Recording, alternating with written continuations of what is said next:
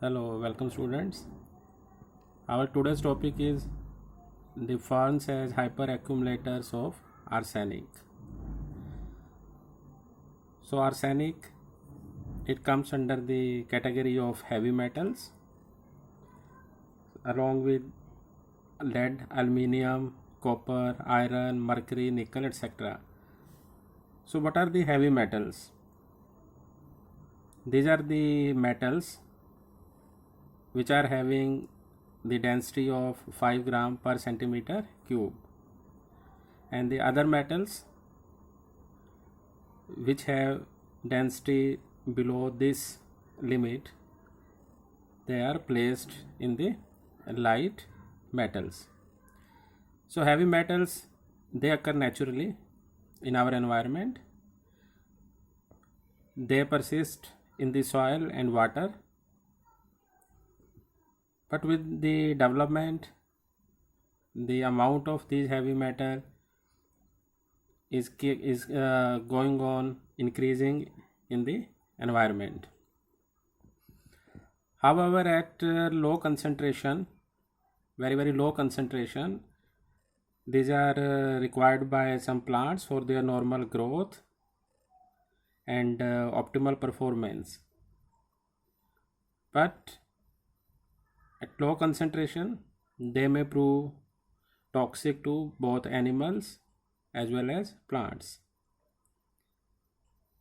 So these may cause a number of health effects on the humans. Besides cytotoxicity, these may cause cancer, or these may cause some respiratory problems. These may cause the death of the fetus, which is we termed as the teratogenicity. Some diseases of kidney and liver. So these are some of the health effects of the arsenic and other heavy metals. So as we know that our topic is mainly concentrated on the accumulation of arsenic by the ferns. So how the arsenic enters into our environment, like water, soil. The two sources for the arsenic in the environment is natural sources and anthropogenic sources. So in nature, the arsenic is present as its ore. There are two main ores of the arsenic: arsenic pyrite and orpiment. In rocks, it is mainly present as the magmatic sulfide minerals, and due to the human activities like the indiscriminate use of arsenical pesticides, fungicides and herbicides, it is being released into the environment. The other human activity includes the smelting of the arsenic ores or the combustion of fuels, adds on the amount of arsenic in the nature.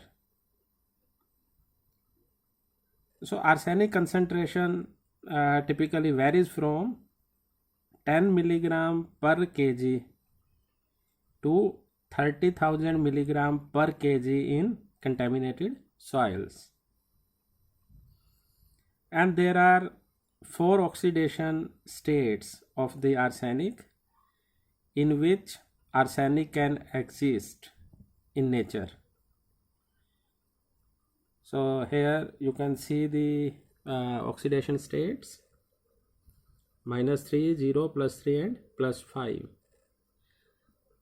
Arsenic 5, which is also known as arsenate, and arsenic 3, which is known as arsenite, These are the main forms of the arsenic present in the soil. Generally, arsenate it is present under aerobic conditions and slightly less toxic and less mobile than the arsenite. Arsenite is dominant under anaerobic conditions, but the arsenate has great sorbent property for the soil. Okay, it is attached to the soil very tightly, so less mobile than the arsenite.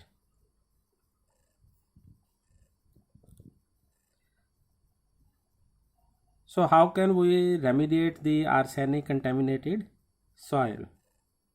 So many remediation techniques are available to address contamination problem in contaminated sites. However, no single soil remediation technique is stable for all the situations. So the current remediation methods for arsenic contaminated soils include the excavation, capping, soil washing, soil flushing, and the phytoremediation.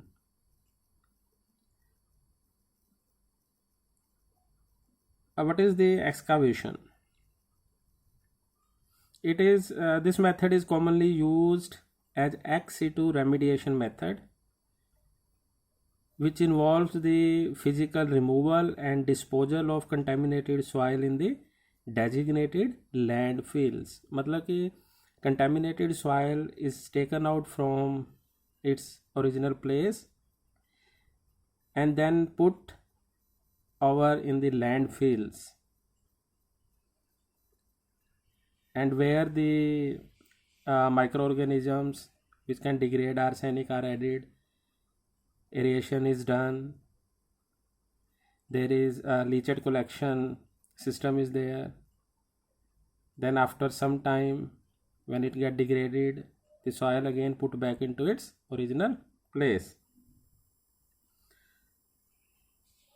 However, this process is expensive because of the operation, transport, and special landfill requirements. The second is the capping. It is the in situ method. Here a hard cover is placed on the surface of the contaminated soil. So when this contaminated soil is covered with some material, it reduces the contaminant exposure. However, it does not remove the contaminants from the soil. It seems to be a very simple method, but not able to make the soil contaminant free.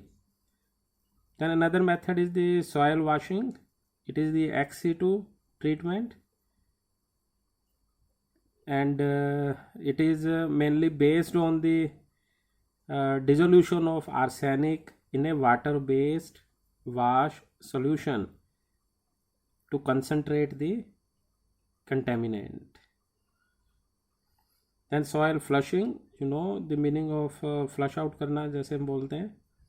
It is the in situ method which uses water, chemicals or organics to mobilize arsenic and flush it from the soil.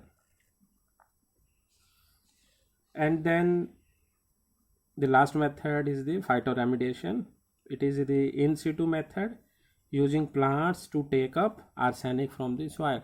So basically in situ method involve the cleaning of the soil or cleaning of the water at its original site without disturbing the native site.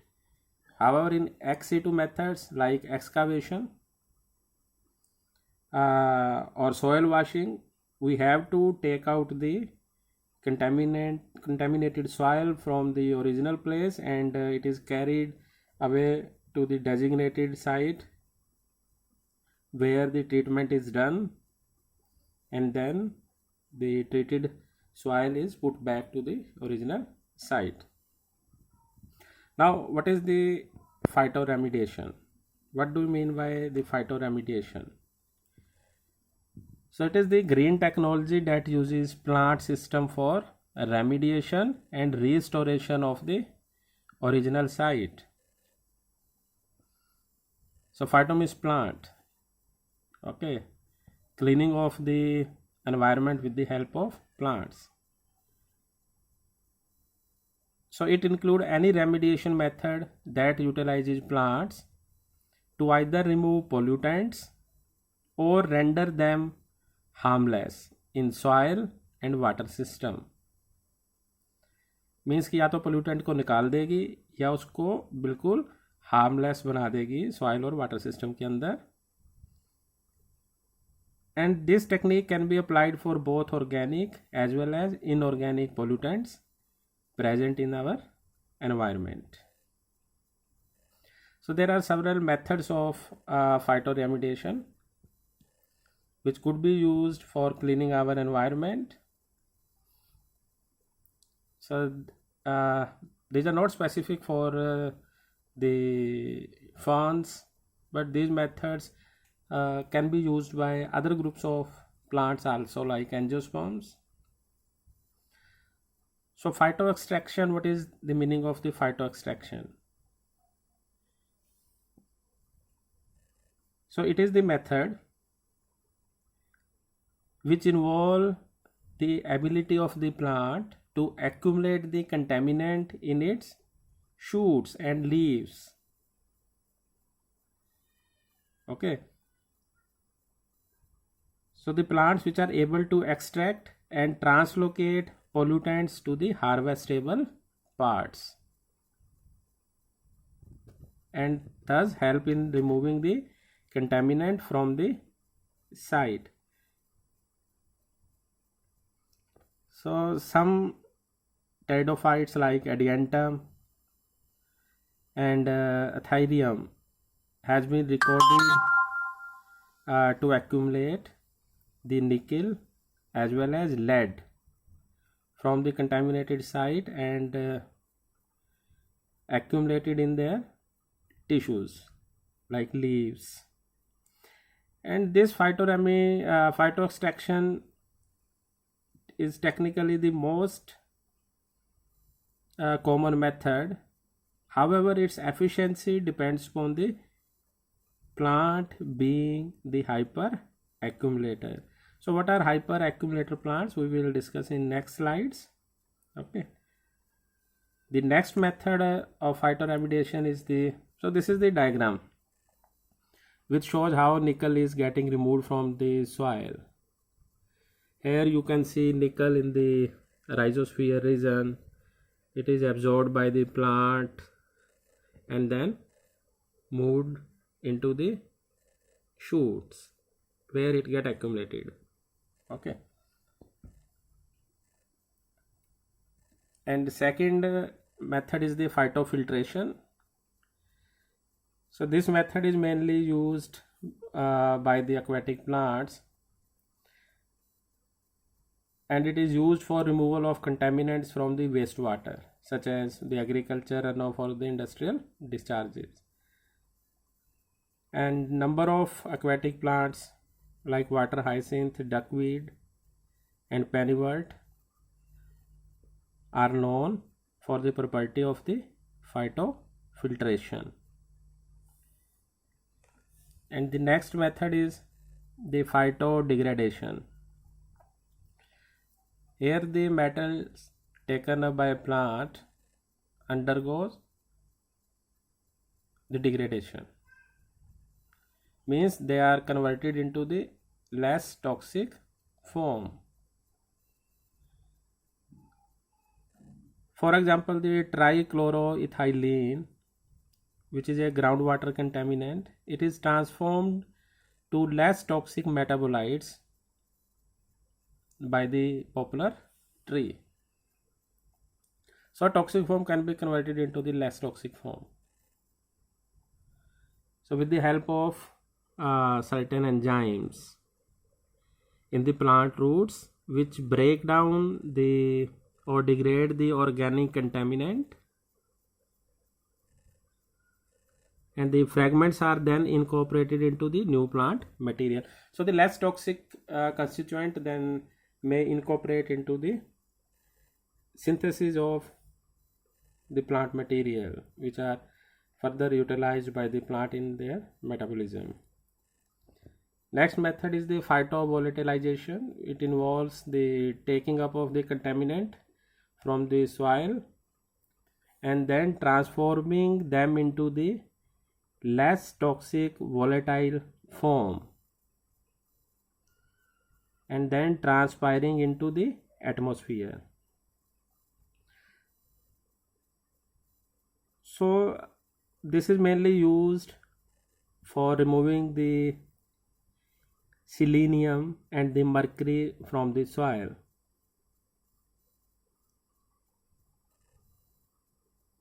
So Teres vittata has been shown to carry out this process. However, it is the less desirable process because here the contaminant after removing from the soil has been converted into some other form of the contaminants. Okay. So volatilization of arsenic is also known to occur in natural environment.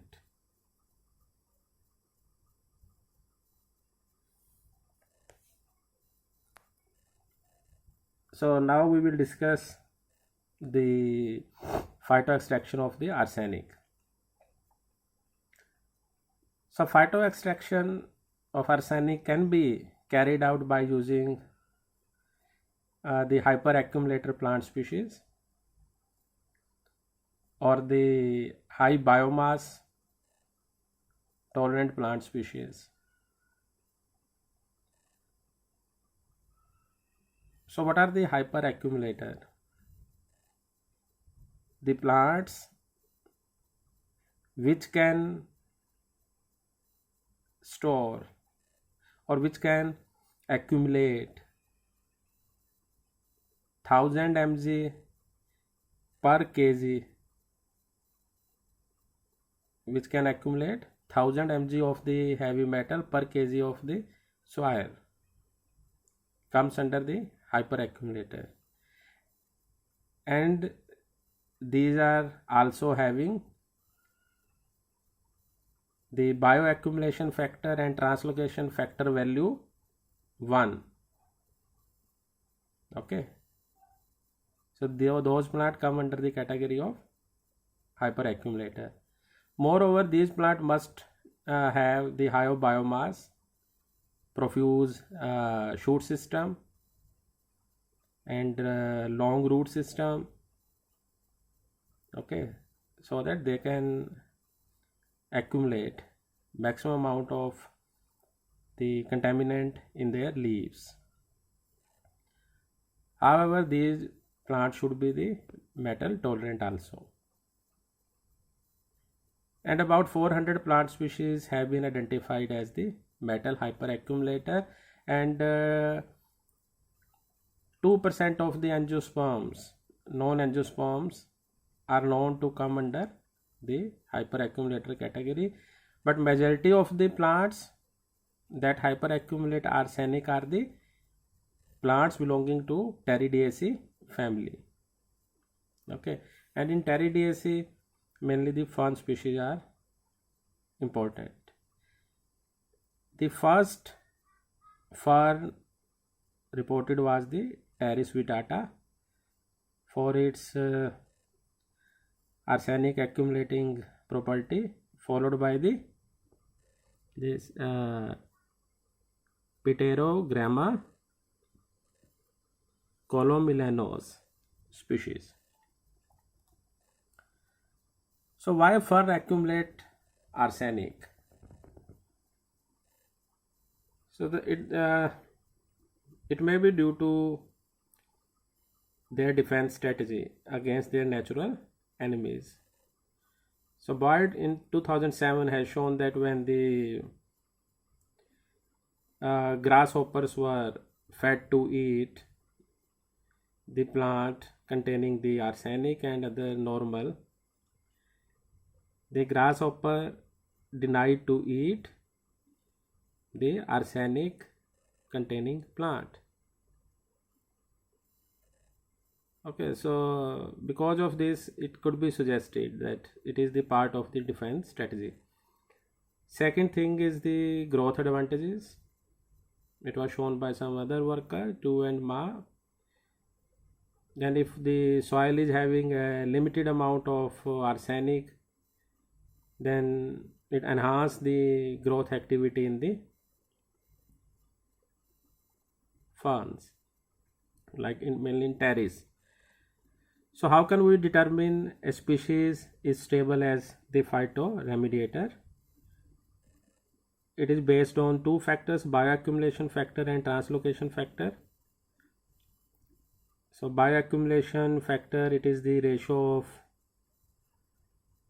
root to shoot concentration of the metal, which should be equal to 1, and translocation factor, the ratio of root to soil concentration of the metal, it should also be 1.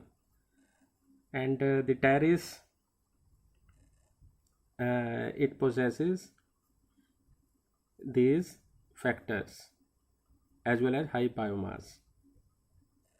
So to it qualify as the hyperaccumulator plant. So Pteris vittata is known as the Chinese brake fir, and it found mainly on a site contaminated with copper arsenate wastes. It has some characteristics which we have discussed earlier: high biomass, easy to grow, resistant to disease and pest, and have high arsenic accumulation rate. It can accumulate 2% of its dry weight as the arsenic metal, and it is also capable of taking up both organic and inorganic form of arsenic from the soil, like arsenate, arsenite, and monomethyl arsenic acid. Up to 94% of arsenic in the fronds of terrace is present in the form of arsenite. Okay. So how the arsenic is taken up by the ferns, how it is transported and translocated in the shoot system. So it depends upon the soil type, which species of arsenic is there, whether it is arsenate or arsenite, and the type of plant species present in that environment, whether it is hyperaccumulator or the non-hyperaccumulator. So during the process of arsenic uptake and transport, different types of transporter proteins have been reported. Okay. For arsenic 3 and arsenic 5 species of the arsenic. Arsenic 5 has been known to be analogous to the phosphate. Okay, so it is thought that the transporters which are involved in the phosphate uptake are also involved in the uptake of the arsenate, which is the having a arsenate 5 plus 5 oxidation state. So arsenate 5 is taken up by the phosphate transporter. Arsenic or arsenite 3. So by the activity of some microorganism, arsenate 5 gets converted into arsenate 3, which is then taken up with the help of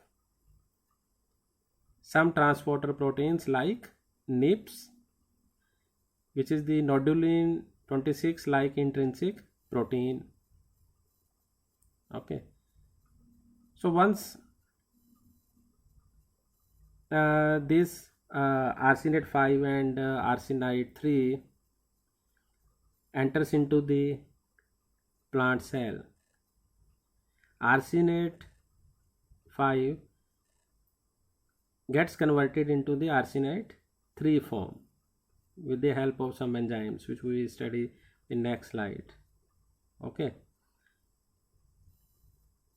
so in root cell arsenic is, as I told you, it is converted to less toxic organic form, arsenate 5 to arsenite 3, or is transported to vacuole as the arsenite 3 glutathione or the phytochelate complex. Okay, so phytochelate, these are the proteins having cysteine as its main amino acid component. Okay, and glutathiones, these are the precursor of the phytochelate. So this is the diagram which is showing that in the root cells the arsenate 5 is also entering into the root cells. This is the arsenate 5, this is the phosphate transporter which is required for the uptake of phosphate also. With the help of this arsenate 5 species enters into the root cell. This is the NIP proteins, transporter proteins, which bind to arsenite 3 and then allowed to enter into this root cell.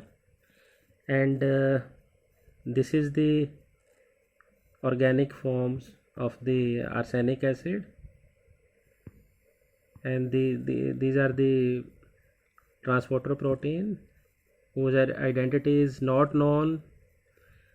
They also carried MMA inside the root cell. So once inside the root cell, this arsenate 5, it get converted into arsenite 3 form with the help of this arsenate reductase enzymes which utilize glutathione as the reductant. Okay, so this is the how it enters into the root cell. Next is the detoxification process. So this arsenite 3 then binds or it get chelated to this PCs, phytochelatanes or glutathione, and get sequestered inside the vacuoles. This is the one way to get plant detoxified, means the sequestration into the vacuoles of these arsenic metal. Or if the plant is hyperaccumulator, so this is the case when plant is not hyperaccumulator. Generally, if the plant is hyperaccumulator, this arsenic 3 with the help of some arsenite efflux carrier enters into the xylem with the water stream, and again in the leaves with the help of PC and glutathione chelating agents, they get sequestered in the leaves. Okay, but in case of pteridophyte,